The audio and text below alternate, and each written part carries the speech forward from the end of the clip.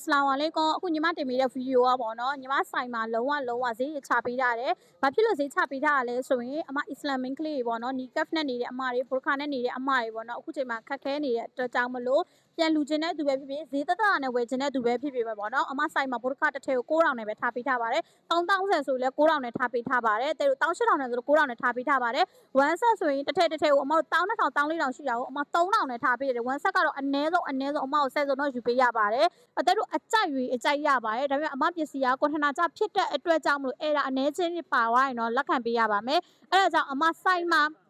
အထည်တိုင်းတော့ပါမှာမဟုတ်ဘူးတစ်ထည်တလီပါသွားရင်လက်ခံနိုင်ပေးရပါမယ်နော်အဲ့ဒါကြောင့်အမဆိုင်မှာကိုတွင်းမျက်မြင်လာပြီးတော့ရွေးပြီးတော့အားပေးလို့ရပါတယ်နေကစတမာလေးဆိုရင်လည်းလူချင်းနေဆိုရင်တော့အမလုံးဝ